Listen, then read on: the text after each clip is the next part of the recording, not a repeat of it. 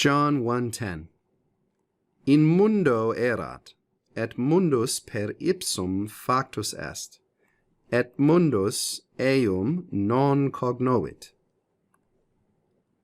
He was in the world, and the world was made through him, and the world did not recognize or know him.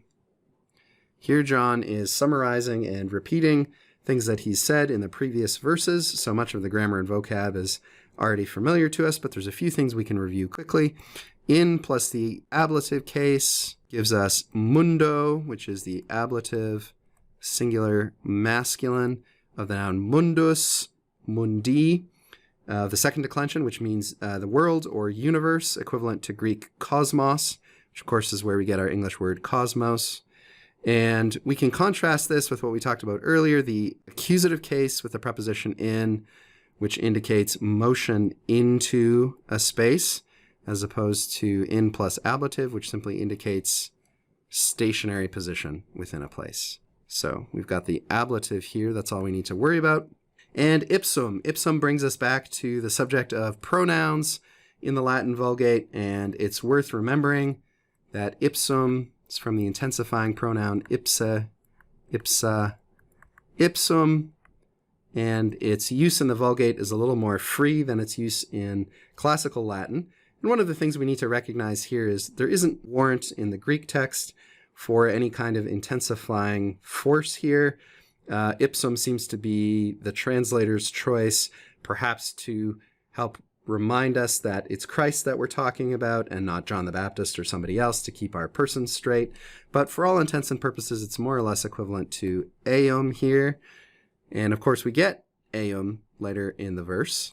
And it's the same Greek pronoun lying behind both of those verbs in this verse, by the way.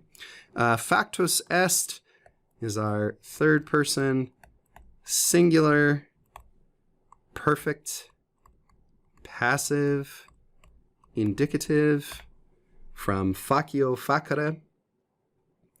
And cognovit also is going to be a third person perfect. In this case, a third person perfect active indicative from the verb cognosco.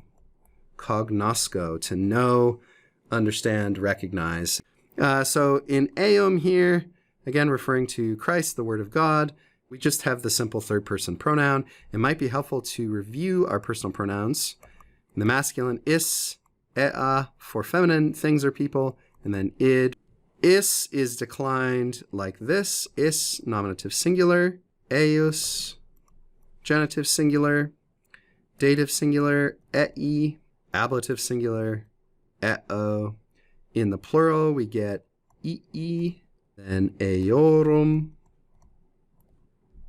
then iis or eis, and iis or eis for the ablative plural.